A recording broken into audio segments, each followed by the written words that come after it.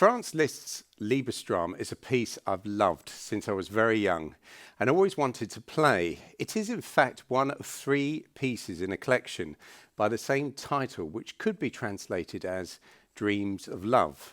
In this simplified arrangement, which you'll find in issue 70 of Pianist magazine, I've tried to stay faithful to the original melody and harmony, but I've shortened the overall length. Now, the structure still allows, however, for a very small climax at the end of bar 38, which requires you to crescendo into it. There's essentially 3 levels of interest to concentrate on: the melody, the arpeggiated accompaniment, and the root notes. The real challenge is to keep all 3 audibly separate at times. One would like the listener to perceive each part as a separate entity in its own right. Now, to do this, careful balancing is required from the player's point of view. This can be achieved by making sure that the hands are in position at all times, with the fingers rested on the keys. Try playing each bar as a chord with the melody note, like so.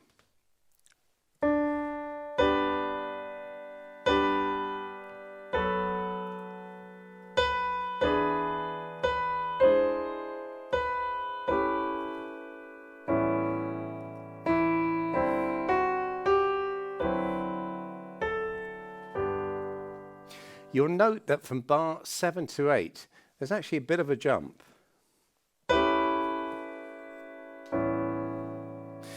But by doing this, you can check that your hands are in position in plenty of time. Now, with your hands rested on the keys, try practicing the accompaniment part staccato whilst playing the melody legato, and forget the pedal for now.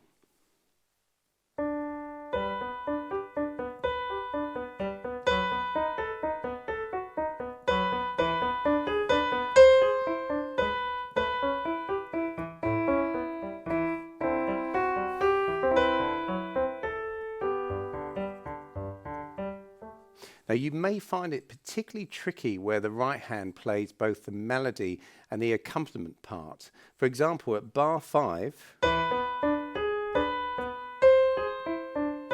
so you may need to focus on this. The aim is to make these accompaniment notes as smooth and as even as possible. But remember, the melody must be played with legato and should sing out over the accompaniment. If you can achieve this exercise, you'll find it easier to control both lines, especially when introducing the pedal.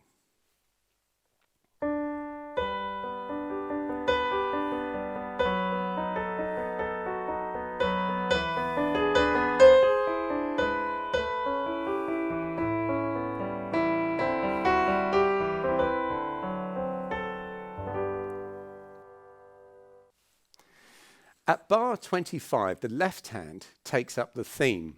To make theme ring out, try leaning into these notes, pushing the weight towards the thumb and the second finger.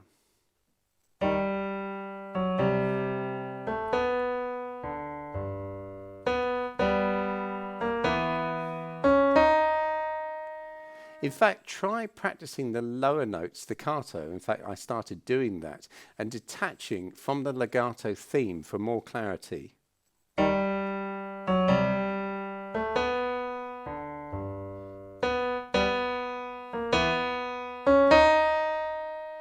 And remember also to keep these right-hand quavers quiet but expressive at all times. Make sure there's plenty of dynamic room to provide a suitable climax before that pause at bar 39. So again, let's try playing both hands together, but this time the right hand will be staccato and I won't use the pedal.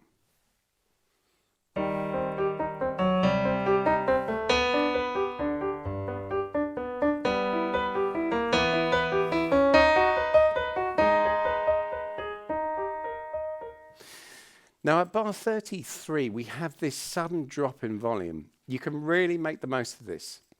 The more dynamic contrast between this and the previous section, the better.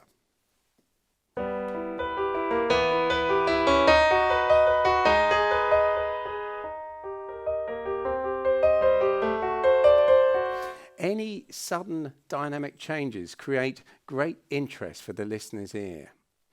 You can hear that there was also a very slight pause as I went into bar 33, and I used the sustain pedal to build up the volume of the sound before releasing it. So for example, from bar 29,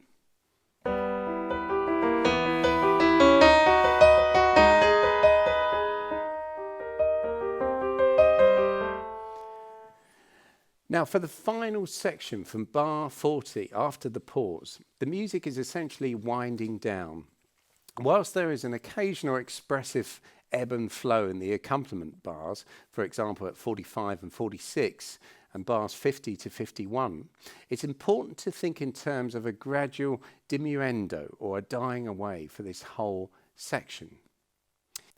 Regards the pedalling, it can generally be used once every bar, but remember clarity is crucial here. For example, the melody from bar 5 to 6 is just a semitone apart. Unless the pedal is cleared fully, you might get a clash like so.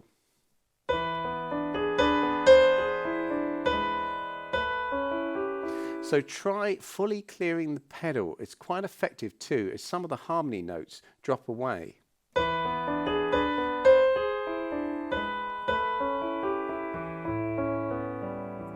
And watch out for that final beat in bar 6 where the melody drops down that semitone again. I find the need to clear this note as well.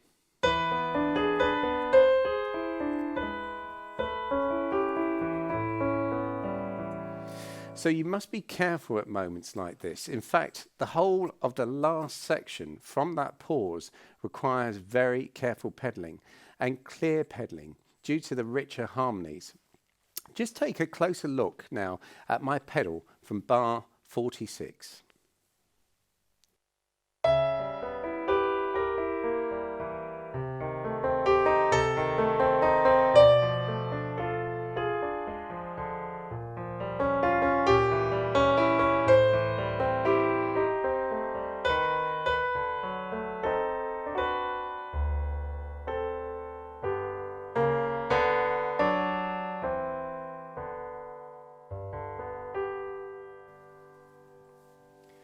The general rule, as always, is use your ears. If it sounds pleasant, you probably got it right. Now finally, the tempo should be a comfortable, flowing pace. Try to focus on the meaning of the melody rather than the accompaniment, which should just flow out effortlessly.